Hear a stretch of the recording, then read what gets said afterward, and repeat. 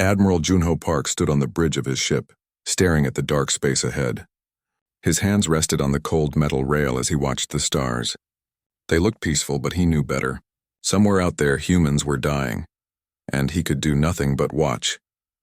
The communication screen blinked to life. Dr. Mina Choi appeared, her face tired and sad. She had been arguing with the Galactic Council for 3 days straight. Hunyo could see the defeat in her eyes before she even spoke. "They won't help us," Mina said quietly. The council voted. "They say the Vraxil attacks are just border disputes. They told us to handle it ourselves." Junho felt his jaw tighten. Border disputes. That's what they called it when the Vraxil burned human colonies to ash. That's what they called it when thousands of people died screaming. "How many this time?" he asked. "New Soul Colony. Population 43,000. The Vraxil hit them 6 hours ago." Mina's voice cracked. "We got most of them out, most, not all." "Never all." Junho turned to look at his crew. They all wore the same expression he felt inside. Anger, frustration, the need to do something, anything except run away again. Captain Daehyun Kim stood at the weapon station, his fingers hovering over controls that he was never allowed to use. "Admiral," Daehyun said carefully, "the fleet is ready. We could jump there in 20 minutes. We could stop this." "No," Junho said. The word tasted like poison. "Continue evacuation protocols only." Daehyun's hands formed fists, but he nodded. He was a good soldier. They all were. That's why this hurt so much. Ambassador Heejin Lee had been Earth's voice in the Galactic Council for 12 years. She had smiled and bowed and played the diplomat while aliens laughed at humanity behind closed doors, sometimes in front of them. She sat now in the council chamber, surrounded by beings from 100 different worlds, and felt very alone. The Vraxil ambassador, a creature that looked like metal and hate shaped into something living, made a sound like grinding gears. Its translator converted the noise into words. "The humans complain again," it said. "Always complaining. Never fighting. Just running and crying to the council like children." Several council members made noises of agreement. Hijin saw a few trying to hide smiles.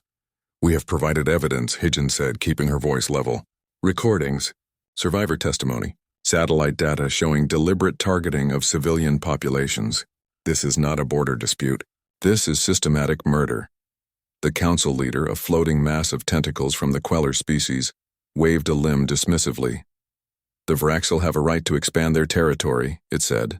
"If humanity cannot defend its colonies, perhaps humanity should not have colonies. The strong survive. This is the way of the galaxy." Heejin wanted to laugh. She wanted to scream. She wanted to tell them all the truth. Instead, she stood up slowly. "Then Earth requests formal permission to defend itself," she said. The chamber fell silent. Then the laughter started. It began with the Vraxil ambassador and spread like fire. Within seconds, dozens of species were laughing at the idea of humans fighting back. With what? The Vraxil ambassador asked between grinding sounds of amusement. "Your trading ships? Your mining vessels? We have seen your fleet, human. You have nothing that frightens anyone." Hyejin felt something cold settle in her chest. It was the feeling of a decision being made. She pulled out her communication device and sent a single message to Earth Command. 2 words. Diplomacy failed. Back on Earth, in a room deep under the mountains of Korea, men and women in military uniforms received the message. They had been waiting for it, hoping they would never get it. But preparing for this moment for 87 years, Commander Ji-won Kang pulled up the files marked, "Protocol Courtesies End." She read through them one more time. Even though she had memorized every word years ago, this protocol had been written the day after first contact with alien life. The day humanity decided to hide what it really was. "Send the authorization to Admiral Park," she said quietly, "but tell him to wait.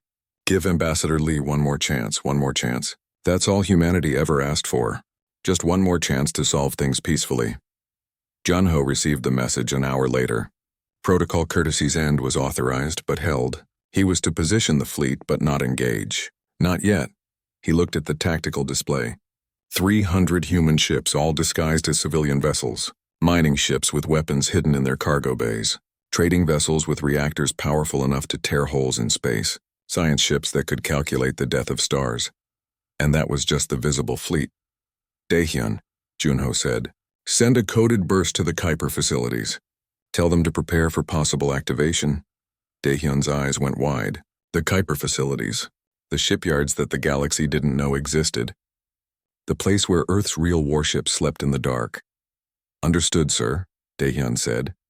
In the Galactic Council, Heejin made one final attempt. She pulled up a holographic display showing the latest Vraxel attack. Bodies of humans, including children, lay scattered across a burning colony. Look at this, she said. Look at what they're doing.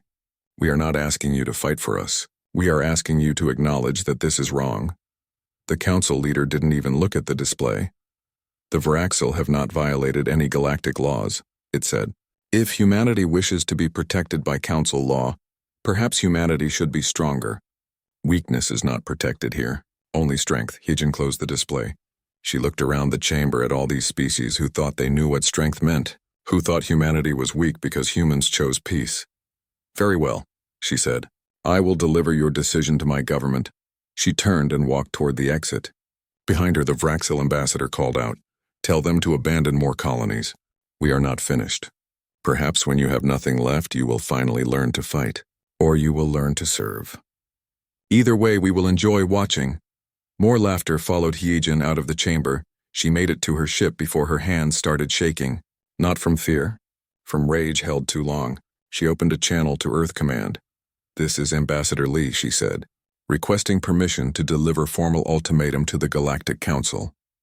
The response came quickly. Permission granted. Use protocol final warning.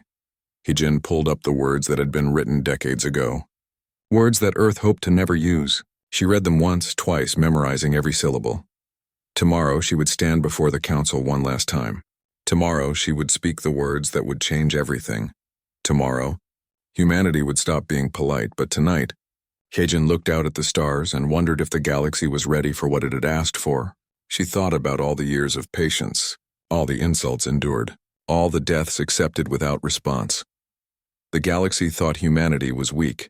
They were about to learn the difference between weakness and restraint. And Heejin knew, deep in her bones, that they would not like the lesson. The warning light started flashing on New Jeju Colony at 0400 station time. Governor Yoon Ji-han was already awake, drinking coffee in her office when the alarms began. She had been expecting them. The Vraxel were predictable if nothing else. How long? She asked her security chief. 16 minutes until they're in weapons range, he replied.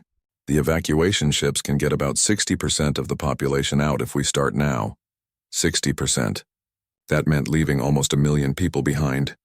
Start the evacuation, Yoonji said. But I'm staying. Governor, you can't. I can and I will, she cut him off. Get the families out first. Children, pregnant mothers, the elderly. Everyone else who can hold a gun stays with me. It wasn't much of a plan. Civilian weapons against Vraxel warships. But Yoonji refused to run while her people needed time. Every minute she bought meant more lives saved. The Vraxel fleet dropped out of hyperspace exactly on schedule. 47 warships, each one designed for one purpose, destruction. Their weapons charged, painting the colony with targeting lasers. Yoonji stood in the colony's control center, surrounded by volunteers who had chosen to stay. Teachers, shopkeepers, engineers, and farmers, all holding weapons they barely knew how to use. They weren't soldiers, but they were human, and they would not go quietly. Open a channel to the Vraxel fleet, she said. A face appeared on screen. The Vraxel commander looked like something from a nightmare, all sharp edges and burning eyes. Surrender your colony, it said, or be destroyed. This colony is home to 2.3 million humans, Yoonji said calmly. Most are civilians, children. We request time to evacuate. The Vraxel commander made that grinding sound that passed for laughter. No time. No mercy, only fire. The channel cut off. Seconds later, the first missiles launched. Yoonji and her volunteers did what they could. They shot down a few missiles with the colony's defense guns. They damaged one Vraxel ship with a lucky shot. But it wasn't enough. It was never going to be enough. The colony burned. Buildings that humans had built with hope and dreams collapsed into ash. The volunteers fought until they couldn't fight anymore. Yoonji stayed on the radio, coordinating evacuations until the very end. Her last words, broadcast to Earth, were simple. We bought them 32 minutes. I hope it was enough. Commander Jiwon Kang sat in the intelligence center on Earth, listening to every word from New Jeju. Around her, analysts worked frantically, tracking every Vraxil communication, every movement, every plan. She had been tracking the Vraxil for months, breaking their codes, listening to their private channels. What she found made her blood run cold. The Vraxil weren't just attacking for territory. They had a plan, a horrifying, simple plan. Enslave the humans, their high command had written. They are too weak to fight, too useful to kill all. We will keep them as servants, as slaves. A species this cowardly does not deserve freedom. Jiwan had shown this intelligence to Earth Command, to the civilian government, to everyone who needed to know. And still they had waited. Still they had hoped for peace, but now, watching New Jeju burn, watching Governor Han and her volunteers die buying minutes for others to live, Jiwan felt something break inside her. She pulled up the communication channel to Admiral Park. "Sir," she said, "I'm sending you the Vraxil long-term strategic plans. I think you need to see this." Junho read the files in silence. His face showed nothing, but his hands gripped the edge of his desk until his knuckles turned white. Slavery. They wanted to enslave humanity. "Have you sent this to Ambassador Lee?" he asked. "Yes, sir. 5 minutes ago." Junho nodded slowly.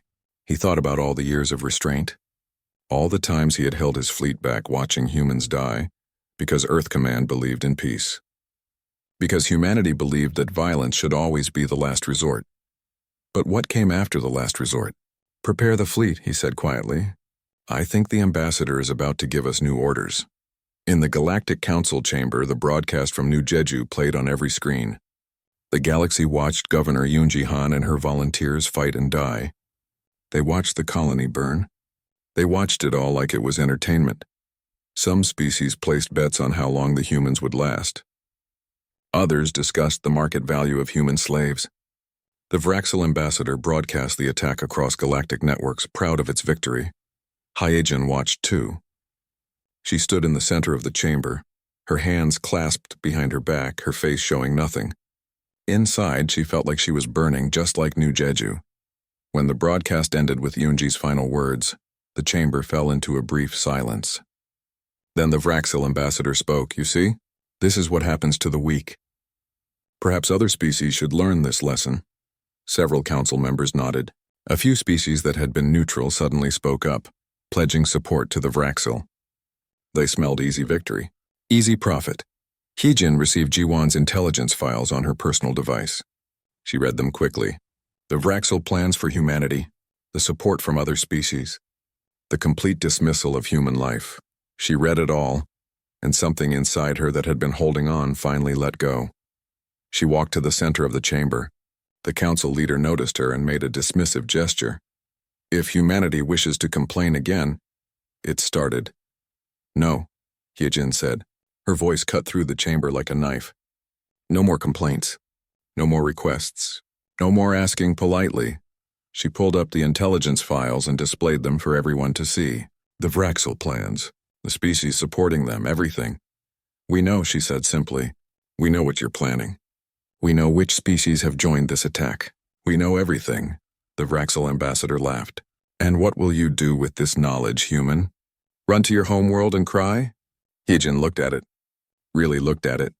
This creature that thought humanity was prey, that thought kindness was weakness. "I'm going to give you all one warning," she said. "Just one. And I suggest you listen carefully." The chamber went quiet. Something in Hyejin's voice made even the Vraxil pause. "Stop attacking," she said clearly. "Stop attacking or we stop pretending to be polite." For a moment, nobody spoke. Then the laughter started again, louder than before. The idea that humans could be anything but polite seemed to be the funniest thing the galaxy had ever heard. "Polite," the Vraxil ambassador said through its laughter. "You think we fear your politeness ending? You have shown us nothing but weakness for 87 years. You run from every fight. You beg for help like children. And now you threaten us?" Hyejin pulled out her communication device. She sent a message to Earth Command. 3 words this time. "Remove the mask." On Earth, in the command center deep under the mountains, alarms began to sound. Not warning alarms, activation alarms. The message went out to every human ship in the galaxy, to every hidden facility, to every secret base that the galaxy didn't know existed. Protocol Courtesy's End was now active. Admiral Junho Park received the order on his bridge. He looked at his crew. These good people who had endured so much, who had held back their strength for so long. All ships, he said quietly, decrypt and reveal. Across the galaxy, 300 human ships that looked like civilian vessels began to change.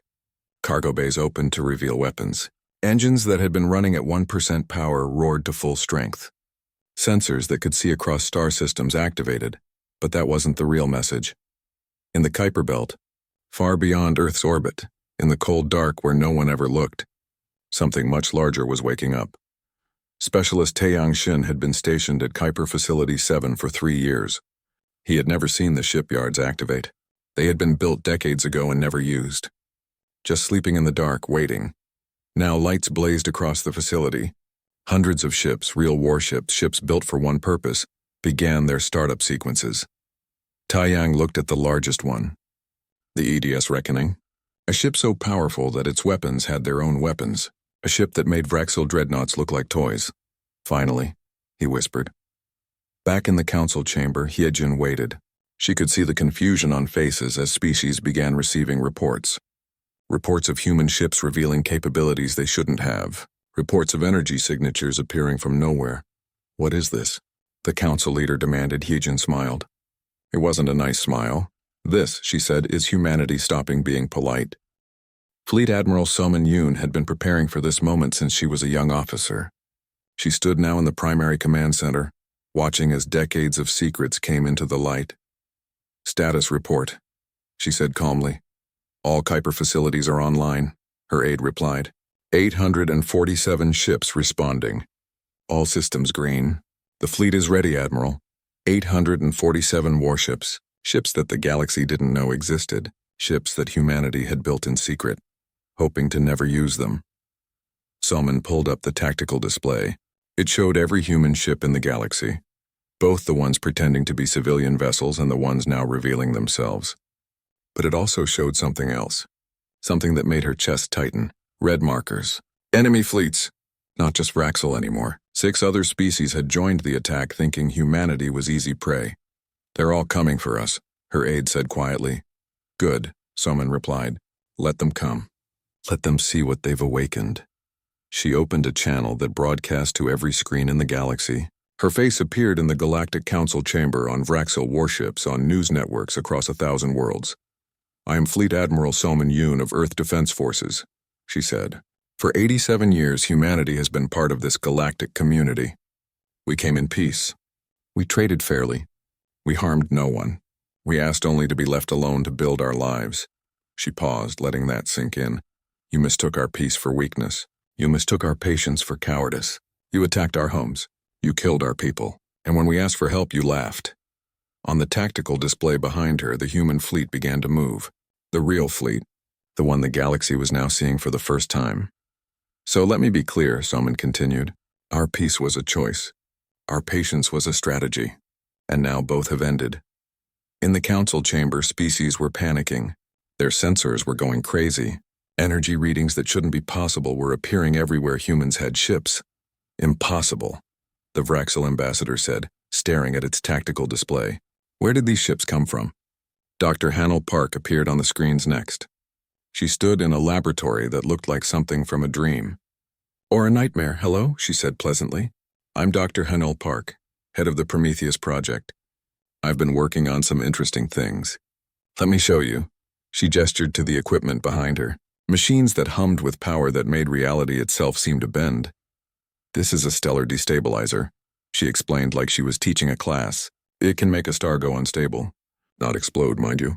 We're not monsters. Just become very uncomfortable for anyone living near it. She moved to another machine.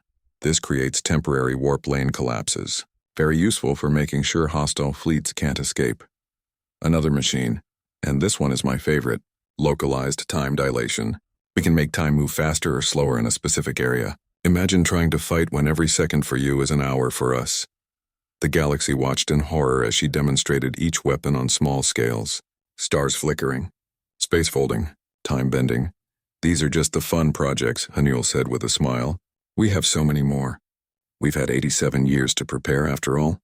Just in case, the message was clear. Humanity had technology that the galaxy couldn't imagine. Technology that could end civilizations. technology that they had kept hidden, waiting, hoping to never use. Captain Sun Wu-Jang stood on the bridge of the EDS Reckoning as it left the Kuiper Belt. The ship was massive, larger than anything the galaxy had seen. Its weapons could crack planets. Its shields could withstand stars.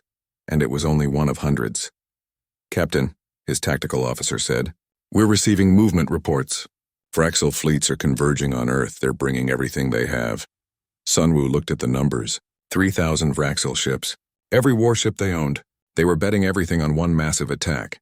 "How many ships do we have in range to respond?" he asked. "Just us, sir, and 4 escort frigates. 5 ships against 3,000. The old humanity would have run. Would have evacuated Earth and hoped for the best. But that humanity was gone." "Send a message to the Vraxel fleet," Sun Wu said. "Tell them we're coming. Tell them they have one chance to turn around." "Sir, they won't listen." "I know," Sun Wu said quietly. "But we still have to offer. We're still human even now." The message was sent. The Vraxel response came quickly. "Come and die, humans. We will burn your homeworld and enslave your species. This is the end of humanity's time in the galaxy." Sun Wu sighed. "Well, we tried. Tactical, spin up all weapon systems. Communications, I want the next part broadcast across the entire galaxy." "Sir, everyone needs to see this," Sun Wu explained. "Everyone needs to understand what happens when you push humanity too far." The EDS Reckoning and its 4 escorts moved to intercept 3,000 enemy ships. The galaxy watched, confused. 5 ships couldn't possibly stand against such a fleet. This had to be suicide, but those watching closely noticed something. The human ships weren't running, weren't dodging. They flew straight toward the enemy fleet with the confidence of apex predators. Captain Daehyun Kim watched from his ship, the UNS Harbinger. It had pretended to be a civilian transport for decades. Now transformed into its true form, a command carrier, it coordinated human forces across the galaxy. "The Reckoning is engaging," his tactical officer reported. "Put it on main screen," Daehyun ordered. What happened next would be talked about for generations. The EDS Reckoning hit the Vraxel fleet like a hammer striking glass. But it didn't destroy. That would have been easy. Instead, it did something far more terrifying. Every weapon on the Reckoning fired with perfect precision. Beams of energy hit engines but not reactors. Missiles struck weapon systems but not life support. In 11 minutes, 3,000 Vraxil warships became 3,000 floating pieces of junk. Every single ship disabled. Every single crew alive but helpless. Not one human ship damaged. "Dear God," Daehyun whispered. Tactical Officer Bora Song aboard the Reckoning was the one who sent the next message. Her face appeared across the galaxy, calm and professional. "This is the Earth Defense Ship Reckoning," she said. "What you just witnessed was restraint. We disabled these ships. We did not destroy them. We left their crews alive. This is us being merciful." She pulled up technical data of what had just happened. The precision required, the calculations made in microseconds, the perfect surgical strikes that left enemies helpless but breathing. "Do not make us demonstrate what we look like when we are not being merciful," Bora said. "This is your only warning." In the Galactic Council, species were backing away from the Vraxil ambassador. The being that had been so confident, so aggressive, now looked small and frightened. "How?" it whispered. "How did you hide this?" Hyejin stepped forward. "We didn't hide our technology. We hid ourselves. You saw what we wanted you to see. Weak traders, helpless colonists, peaceful diplomats." She pulled up files, decades of intelligence. Every species that had ever plotted against humanity. Every plan that had ever been made to exploit human kindness, we knew, she said. "We always knew. We let you think we were weak because we believed in peace.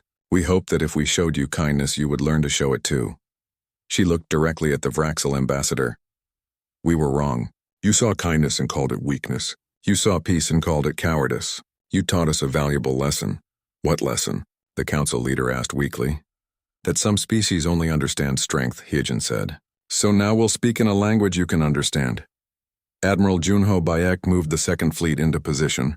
50 warships, each one carrying enough firepower to level continents. They surrounded the Vraxil homeworld, weapons armed but not firing. Not yet. Junho opened a channel to the Vraxil government. "You have 12 hours to surrender," he said simply. "Surrender your military command structure. Surrender your fleet coordination codes. Surrender your weapons of mass destruction, or we will take them from you." The Vraxil leadership screamed defiance. They called for their allies to help them. They sent desperate messages across the galaxy. No one answered. Every species that had supported the Vraxil suddenly claimed they had never been involved. Former allies deleted communications, erased records, pretended they had always been neutral. The galaxy learned another lesson that day. Humanity had evidence of everything. Every conspiracy, every plot, every species that had participated, and they were sharing it all publicly. The 12-hour deadline passed. The Vraxil refused to surrender. They called humanity's morality a weakness, said that humans would never actually attack a homeworld. They were wrong, but they were about to find out just how wrong they were. Admiral Junho Bayek looked at the timer counting down on his screen. 12 hours had passed. The Vraxil had not surrendered. They had called humanity's bluff, certain that humans were too moral, too soft, to actually attack. They were about to learn that morality and mercy were not the same as weakness. Communications. Junho said quietly, "Open a final channel to the Vraxil government." A face appeared on his screen. The Vraxil supreme leader surrounded by military advisors, all of them looking defiant. "Your time is up, humans," the leader said with that grinding laugh. "And yet we still stand. Your threats are empty. Your morality makes you weak." Junho felt something settle in his chest. A cold, hard certainty. "You're right about one thing," he said. "Our morality does guide us. That's why we gave you 12 hours. That's why we're about to do what comes next in the most precise, careful way possible." He nodded to his tactical officer. "Execute. Protocol Shepard." The galaxy watched what happened next with shock and awe. The human fleet around the Vraxil homeworld didn't fire missiles at cities, didn't unleash planet-destroying weapons. Instead, they did something far more calculated. Every military installation on the planet was struck simultaneously. Command centers, weapon factories, fleet coordination stations, each one hit with surgical precision. The strikes were so accurate that a military bunker would be destroyed while the civilian hospital next door remained untouched. Not a single civilian casualty. Not one. In orbit, human ships disabled Vraxil defense platforms. Ground-based weapons were reduced to scrap. Military communications were shut down. In less than an hour, the Vraxil Dominion's entire military infrastructure simply ceased to exist. But the cities remained. The civilians lived. The planet itself was unharmed. Chancellor Minji Ryu appeared on screens across the galaxy. He was Earth's civilian leader, a man who had spent his entire career working for peace. Now he stood before the galaxy with a heavy heart.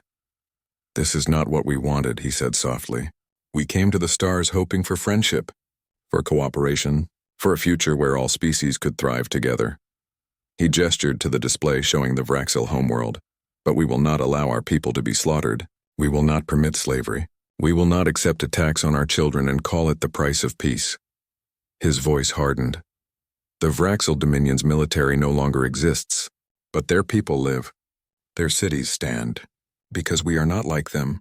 We do not make war on civilians. We do not commit genocide. Even now, even after everything, we remain human. On the Vraxil homeworld, chaos erupted. Without military leadership, without weapons, the government crumbled. The supreme leader who had been so defiant minutes ago was arrested by his own people. They surrendered within the hour. Tactical Officer Bora Song watched the surrender come through. She had been the one to coordinate the strikes. Every calculation, every target, making sure that only military assets were hit. "We did it," her assistant said, relief in his voice. "It's over." "No," Bora said quietly. "This is just the beginning." She pulled up intelligence reports. 6 other species had joined the Vraxil in attacking humanity. They were all watching now, waiting to see what Earth would do next. Dr. Mina Choi was working on that question. As humanity's lead xenopsychologist, she understood alien minds better than anyone. Now she was preparing Earth's response to those other species. Some of them joined because they thought humans were weak, she explained to Chancellor Ryu. Others joined for profit, but all of them made a choice. "What do you recommend?" Ryu asked. Mina pulled up profiles of each species. "Their leaders, their cultures, their fears. We give them a choice," she said. "Accept human oversight and help rebuild or face isolation. Complete isolation. No trade, no technology, no contact with any species that works with us. And if they choose isolation, then we make sure they regret it, Mina said. Not through violence, through economics. Through diplomacy, we show them that the galaxy has changed, and there's no place in it for those who prey on others. The message went out to all 6 species. The choice was presented clearly and publicly. 5 species surrendered immediately. They had seen what happened to the Vraxil. They weren't stupid enough to resist. The 6th species, the Kelvor clans, refused. We do not fear humans, their leader declared. You may have beaten the Vraxil, but we are stronger. We are smarter. We will not bow to a species that was prey only days ago. Envoy Jehun Lim was sent to deal with them. He arrived in a small ship alone and requested a meeting with the Kelvor leadership. They laughed at him. A single human coming alone to meet with their entire military command. You are brave to come here, the Kelvor leader said. Or very stupid, Jehun sat down calmly. Neither. I'm just delivering a message. What message? You have 2 options, Jehun explained. Option 1, accept Earth's terms. We help rebuild what was damaged. We share technology. We integrate you back into the galactic community. And option 2, Jehun pulled up a holographic display. It showed the Kelvor clan's economy, their trade routes, their dependencies on other species. Option 2, he said, is that we don't destroy you. We just forget you exist. He highlighted every trade route. Closed. Every technology exchange. Ended. Every diplomatic relationship. Severed. The galaxy is choosing sides. Jehun continued calmly. Human side or no side at all. 43 species have already aligned with Earth. More are joining every hour. If you choose isolation, you'll be alone. Completely alone. The Kelvor leader looked at the projections. His economy would collapse within months. His people would starve within a year. You would do this? Condemn millions to death without firing a shot? No, Jehun said. You would do this by choosing pride over your people's survival. I'm just explaining the consequences of your choice. He stood up. You have 24 hours to decide. Choose wisely. Jehun was back on his ship when the Kelvor clan surrendered. It took them 6 hours, not 24. In the Galactic Council chamber, everything had changed. Species that had been dismissive of humanity now scrambled to pledge friendship. The council leader, who had laughed at human complaints, had resigned. A vote was called. A new council leader was needed. Every species nominated Ambassador Heejin Lee. She won unanimously. Heejin stood at the center of the chamber in the position of power that had been used to mock her people. She looked at all the faces watching her. Some frightened, some hopeful, all respectful. I accept this position, she said, but things are going to change. She pulled up a document. The new Galactic Charter. Rules written by humans. Rules that emphasized peace, cooperation, protection of civilians. Punishment for aggression. This is how the galaxy will work now, Heejin explained. Not through strength dominating weakness. Not through fear. Through mutual respect and enforced peace. And if species refuse? Someone asked. Heejin looked at them calmly. Then they'll learn what the Vraxil learned. What the Kelvor learned. That humanity tried being nice. Tried asking politely. Tried being patient. She let the silence stretch. We're still nice. Still polite. Still patient. But now everyone knows what happens when those things fail. And believe me, no one wants to find out twice. The vote on the new charter was unanimous. Director Yuna Oh was already implementing the reconstruction phase. Her teams were landing on former Vraxil worlds, on damaged colonies, on planets affected by the war. They brought food, medicine, technology. They rebuilt better than before. Vraxil civilians who had expected conquest found themselves receiving aid instead. Why are you helping us? A Vraxil citizen asked as humans rebuilt her destroyed hospital. We attacked you. Killed your people. Why show us mercy? The human engineer, a woman named Sana, smiled sadly.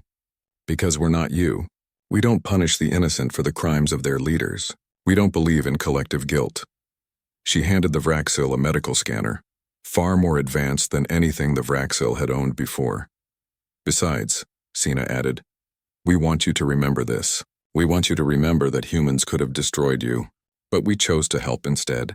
We want that memory to last. It was a calculated kindness.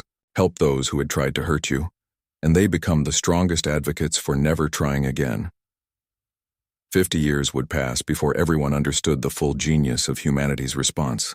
But in that moment, watching human ships distribute aid instead of destruction, the galaxy began to understand one important truth. Humanity had the power to conquer, the technology to dominate, the strength to rule through fear. They chose not to, and that choice was more terrifying than any weapon, because it meant humanity could change their mind at any time. The galaxy had poked a sleeping giant. The giant had opened one eye, dealt with the problem, and gone back to sleep. But now everyone knew the giant was there, and no one wanted to wake it up again. 50 years had passed since the day humanity stopped being polite.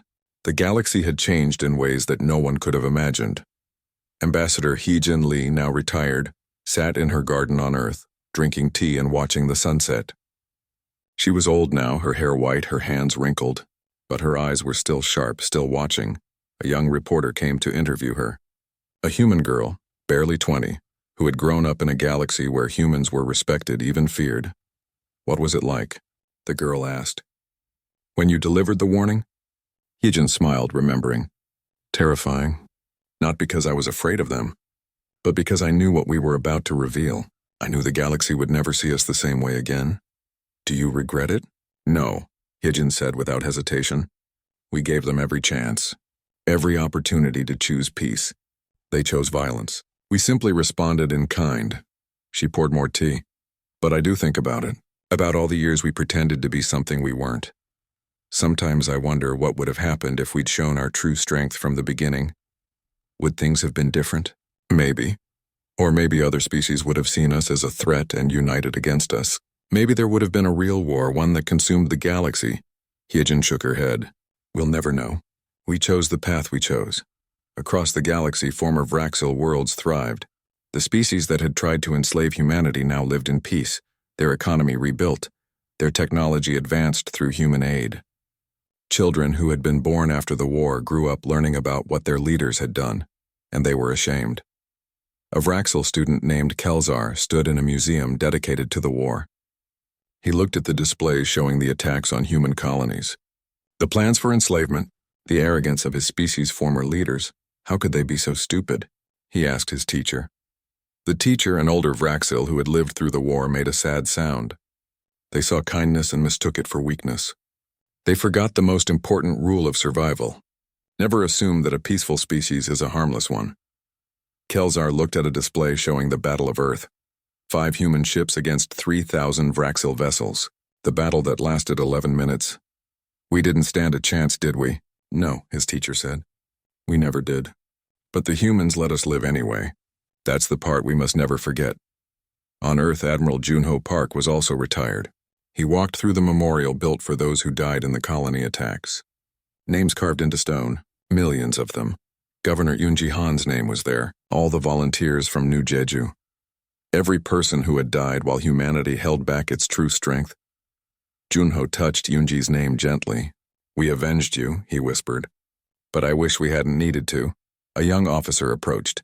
Admiral Park? I'm sorry to disturb you. It's fine, Junho said. I'm not an admiral anymore.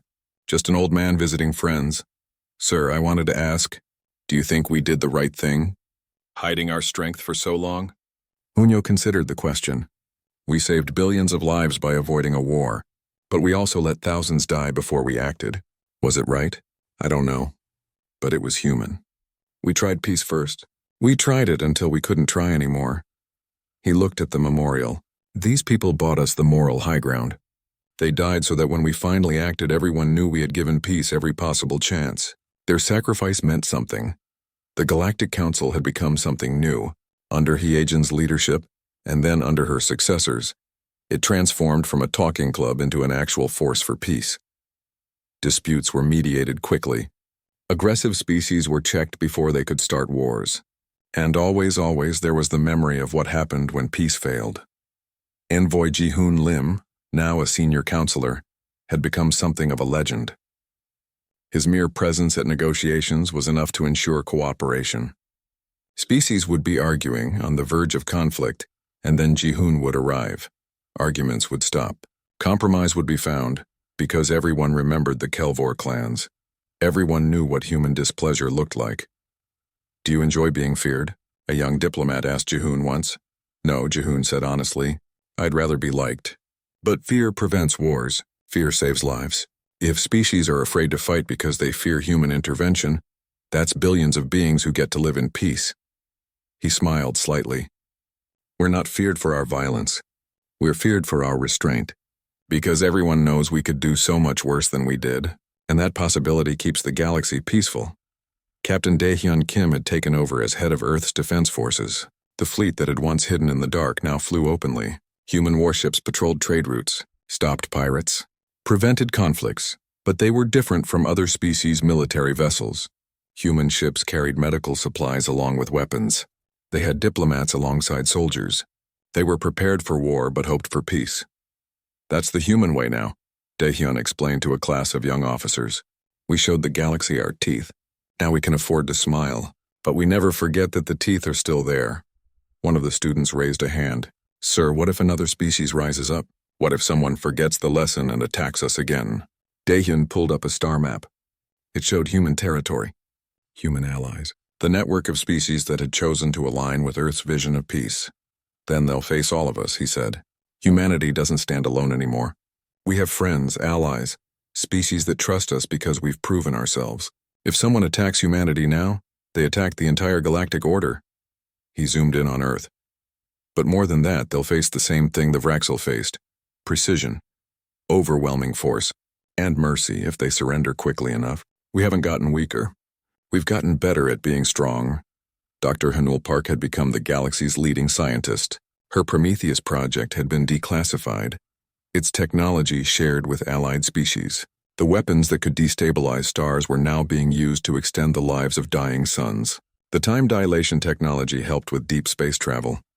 Humanity's weapons of war had become tools of peace. That's the best part, Hanul told an interviewer. We built all of this to protect ourselves. But now we use it to help everyone. The galaxy is better because we were prepared for the worst. Do you regret building such terrible weapons? Not at all, Hanul said. I regret that we needed them. But I'm proud that when we used them with restraint. We could have destroyed. Instead, we disabled. We could have conquered. Instead, we liberated, she smiled. That's the human difference. We can build doomsday devices and then choose not to use them. On the far edge of the galaxy, a new species was discovered. They called themselves the Drathan. They were aggressive, warlike, and expanding rapidly. They had encountered several other species and conquered them all. When they reached Council space, they did what aggressive species do. They made demands. They threatened. They attacked a small colony to prove their strength. The galaxy held its breath. Chancellor Min-jae Ryu, now very old but still in office, addressed the Drathan leadership. His message was simple and broadcast across the entire galaxy. Welcome to the Galactic Council, he said. We are a community of peaceful species working together for mutual prosperity. We invite you to join us, the Drathan leader laughed. We do not join. We conquer. Your council means nothing to us. Ryu nodded sadly. I was afraid you'd say that. Before you make any more decisions, I need you to review some historical files. Please watch this. He sent them everything. The Vraxil attacks. The human warning. The revelation of Earth's true strength. The Battle of Earth. The fall of the Vraxil Dominion. All of it. This happened 50 years ago, Ryu explained. Since then, the galaxy has been at peace. Because everyone learned a valuable lesson. What lesson? The Drathan leader asked, though his voice was less confident now. That humanity is kind, Ryu said. We prefer peace. We help those in need. We build instead of destroy, but... He paused. There is a phrase in the galaxy now. Something parents tell their children. Something diplomats whisper when negotiations get difficult. Would you like to hear it? The Drathan leader said nothing. Don't make humanity stop being polite, Ryu said softly. That's the phrase. It's become the galaxy's most serious warning. He pulled up images of human fleets, ships that could end worlds but chose to protect them instead. We are still polite, Drathan. We are still kind. We are still offering you peace and friendship. But we also remember how to be impolite, how to be unkind, how to remind the galaxy why no one wants to wake the sleeping giant. The Drathan leader looked at the files, at the evidence of human power, at 50 years of peace enforced not through constant war, but through demonstrated capability and restraint. What are you offering? He asked quietly. Everything, Ryu said. Technology, trade, protection, a place in the galactic community. All we ask is that you choose peace. Choose cooperation. Choose to be part of something greater than conquest. And if we refuse? Ryu smiled. It was a gentle smile, but there was steel behind it. Then you'll learn what the Vraxil learned, what the Kelvor learned, what every aggressive species has learned over the past 50 years. That humanity gave you a choice, that we tried being polite, that we offered every opportunity for peace. He leaned forward. And that when politeness fails, when kindness is rejected, when peace becomes impossible,